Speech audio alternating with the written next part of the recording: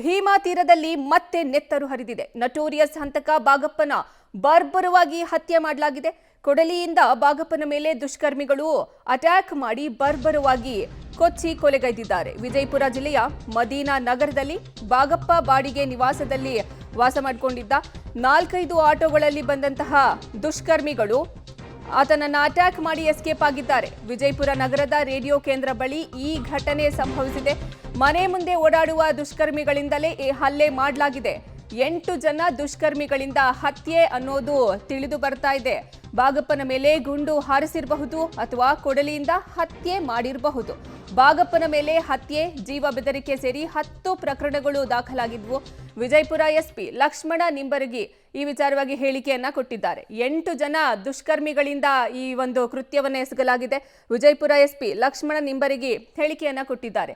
ಭೀಮಾ ತೀರದಲ್ಲಿ ಹಂತಕ ಬಾಗಪ್ಪನ ಬರ್ಬರವಾಗಿ ಹತ್ಯೆ ಮಾಡಲಾಗಿದೆ. ಇನ್ನು ಸುದ್ದಿ ತಿಳಿದು ಕುಟುಂಬಸ್ಥರು ಶಾಕ್ ಆಗಿದ್ದಾರೆ. ಶವ ಕಂಡ ಕುಟುಂಬಸ್ಥರ ಆಕ್ರಂದನ ಮುಗಿಲು ಮುಟ್ಟಿದೆ.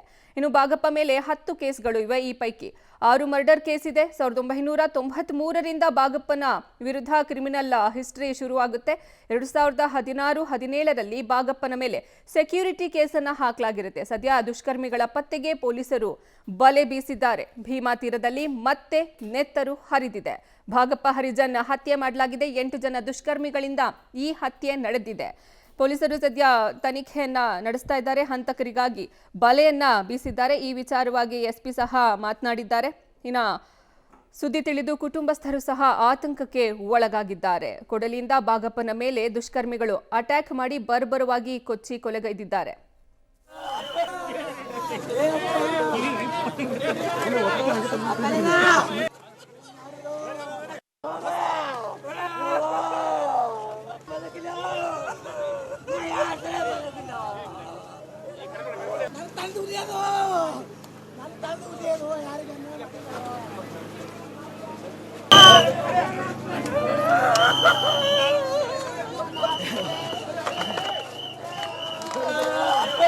ದಿನ ಗಾಂಧಿ ಚೌಕ್ ಪೊಲೀಸ್ ಠಾಣೆಯ ಮದೀನಾ ನಗರದಲ್ಲಿ ಈ ಬಾಗಪ್ಪ ಹರಿಜನನ ಮನೆ ಇದೆ. ಸುಮಾರು 9:20ರಿಂದ 9:30 ಸಮಯದಲ್ಲಿ ಯಾರೋ 4-5 ಜನ ಒಂದು ಆಟೋದಲ್ಲಿ ಬಂದು ಬಾಗಪ್ಪ ಹರಿಜನನ ಮೇಲೆ ಅಟ್ಯಾಕ್ ಮಾಡಿದ್ದಾರೆ. ಬಾಗಪ್ಪ ಹರಿಜನ ಊಟ ಮಾಡಿಕೊಂಡು ಮನೆ ಹೊರಗಡೆ ನಡೆದಾಡ್ತಿರ್ಬೇಕಾದ್ರೆ 4ರಿಂದ 5 ಜನ ಬಂದು ಕೊಡ್ಲಿ ಇಂತ್ರ ಹೊಡೆದಿದ್ದಾರೆ, ಮತ್ತೆ ಪಿಸ್ತೂಲ್ ಇಂತ್ರನೂ ಕೂಡ ಹೊಡೆದಿದ್ದಾರೆ ಅನ್ನೋದು ಮಾಹಿತಿ ಇದೆ. ಆ ಹಿನ್ನೆಲೆಯಲ್ಲಿ ಈಗಾಗಲೇ ತನಿಖಾ ತಂಡ ಬಂದು ಸಪೋರ್ಟ್ ಟೀಮ್ಸ್ಗಳು ಬಂದು ಅದನ್ನೆಲ್ಲ ಸೀನ್ ಆಫ್ ಕ್ರೈಮ್ ಅನ್ನು ಎಲ್ಲ ಸ್ಟಡಿ ಮಾಡಿ ಈಗ ಬಾಡಿನ ಈಗಾಗಲೇ ಪೋಸ್ಟ್ ಮಾರ್ಟಮ್ಗೋಸ್ಕರ ಹಾಸ್ಪಿಟಲ್ಗೆ ಶಿಫ್ಟ್ ಮಾಡಿದೆ. ಆದಷ್ಟು ಬೇಗ ಆರೋಪಿಗಳನ್ನ ಪತ್ತೆ ಮಾಡಲಾಗುವುದು. ಅದು ನೋಡಬೇಕು, ನೇಚರ್ ಆಫ್ ಇಂಜುರೀಸ್, ಬಾಡಿ ಮೇಲೆ ಇಂಜುರೀಸ್ ಇದೆ. ಸೊ ಎಕ್ಸಾಕ್ಟ್ಲಿ ಎಲ್ಲೆಲ್ಲಿ ಇಂಜುರೀಸ್ ಆಗಿದೆ, ಏನಾಗಿದೆ ಅನ್ನೋದು ನಮಗೆ ಪೋಸ್ಟ್ ಮಾರ್ಟಮ್ದಲ್ಲಿ ನಿಖರವಾಗಿ ಗೊತ್ತಾಗುತ್ತೆ. ನೋಡ್ಬೇಕದ ಅದು ಎಷ್ಟು ಜನ ಬಂದಿದ್ರು ಅನ್ನೋದು ಇನ್ನೂ ನಿಖರವಾದಂಥ ಮಾಹಿತಿ ಇಲ್ಲ. ಈಗ ಮನೆಯವರು ಹೇಳಿದ ಪ್ರಕಾರ 4ರಿಂದ 5 ಜನ ಅಂತ ಹೇಳಿದ್ದಾರೆ. ಅದನ್ನು ಹೇಳಿದ್ದಾರೆ, ಅದನ್ನು ವರ್ಕೌಟ್ ಮಾಡ್ತಾ ಇದೆ. ಇನ್ನೂ ತನಿಖೆ ನಡೀತಾ ಇದೆ. ತನಿಖೆಯಲ್ಲೆಲ್ಲ ಗೊತ್ತಾಗುತ್ತೆ. So we need time. ನಮಗಿರೋ ಮಾಹಿತಿ ಇದು ಬಾಡಿಗೆ ಮನೆ ಅಂತ ಹೇಳಿದ್ದಾರೆ. ಇನ್ನೂ ನಮಗೂ ಅದು ಸಂಪೂರ್ಣವಾದ ಮಾಹಿತಿ ಇಲ್ಲ. ಸೊ ಯಾರಿದ್ದಾರೆ ಯಾರಿಲ್ಲ ಅದನ್ನು ಕೂಡ ಚೆಕ್ ಮಾಡ್ತೀವಿ. ಬಾಗಪ್ಪನ ಮೇಲೆ ಸುಮಾರು 10 ಕೇಸ್ ಇದೆ. ಇವನಲ್ಲಿ 6 ಮರ್ಡರ್ ಕೇಸಸ್ಗಳಲ್ಲಿ ಇವನು ಅಕ್ಯೂಸ್ಡ್ ಇದ್ದ. ಒಂದು ಅಟೆಂಪ್ಟ್ ಟು ಮರ್ಡರ್ ಕೇಸಲ್ಲಿ ಅಕ್ಯೂಸ್ಡ್ ಇದ್ದ, ಒಂದು ಆರ್ಮ್ಸ್ ಆ್ಯಕ್ಟಲ್ಲಿ ಅಕ್ಯೂಸ್ಡ್ ಇದ್ದ. ಸುಮಾರು 1999ರಿಂದ ಒಂದು ಕ್ರಿಮಿನಲ್ ಹಿಸ್ಟ್ರಿ ಸ್ಟಾರ್ಟ್ ಆಗಿದೆ. ಕೊನೆಯದಾಗಿ 2017ರಲ್ಲಿ ಒಂದು 16 ಮತ್ತು 17ರಲ್ಲಿ 2 ಸೆಕ್ಯೂರಿಟಿ ಕೇಸಸ್ಸು ಮತ್ತು ಹೆದರಿಸಿದ ಕೇಸುಗಳಿದೆ.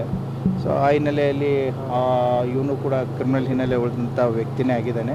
ಸೊ ನೋಡ್ತಾ ಇದ್ದೀವಿ, ಎಲ್ಲ ಆಯಾಮಗಳಲ್ಲಿ ತನಿಖೆ ನಡೀತಾ ಇದೆ. ಅದನ್ನು ಅಪ್ಡೇಟ್ ತೊಗೋತೀವಿ. Will investigate.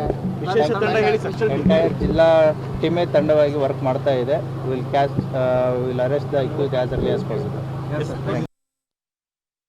ಭೀಮಾ ತೀರದಲ್ಲಿ ಮತ್ತೆ ನೆತ್ತರ್ ಹೊರದಿದೆ. ನಟೋರಿಯಸ್ ಹಂತಕ ಬಾಗಪ್ಪ ಹರಿಜನ್ ಅವರನ್ನು ಬರ್ಬರವಾಗಿ ಹತ್ಯೆ ಮಾಡಲಾಗಿದೆ. ಕೊಡಲಿಯಿಂದ ಬಾಗಪ್ಪನ ಮೇಲೆ ದುಷ್ಕರ್ಮಿಗಳು ಅಟ್ಯಾಕ್ ಅನ್ನ ಮಾಡಿ ಬರ್ಬರವಾಗಿ ಕೊಚ್ಚಿ ಕೊಲೆಗೈದಿದ್ದಾರೆ. ವಿಜಯಪುರ ಜಿಲ್ಲೆಯ ಮದೀನಾ ನಗರದಲ್ಲಿ ಬಾಗಪ್ಪ ಬಾಡಿಗೆ ಮನೆಯಲ್ಲಿ ವಾಸ ಮಾಡಿಕೊಂಡಿದ್ರು. 4-5 ಆಟೋಗಳಲ್ಲಿ ಬಂದಂತಹ ದುಷ್ಕರ್ಮಿಗಳು ಡೆಡ್ಲಿ ಅಟ್ಯಾಕ್ ಅನ್ನ ಮಾಡಿ ನಂತರ ಎಸ್ಕೇಪ್ ಆಗಿದ್ದಾರೆ. ಸದ್ಯ ಅವರಿಗಾಗಿ ಶೋಧ ಕಾರ್ಯ ನಡೀತಾ ಇದೆ ಅಂತ ಎಸ್ಪಿ ಲಕ್ಷ್ಮಣ್ ನಿಂಬರಗಿ ಮಾಹಿತಿಯನ್ನ ಕೊಟ್ಟಿದ್ದಾರೆ. ಇನ್ನು ಬಾಗಪ್ಪನ ವಿರುದ್ಧ ಸಹ 10 ಕೇಸ್ಗಳು ದಾಖಲಾಗಿವೆ. ಈ ಪೈಕಿ 6 ಮರ್ಡರ್ ಕೇಸು ಸಹ ಇತ್ತು.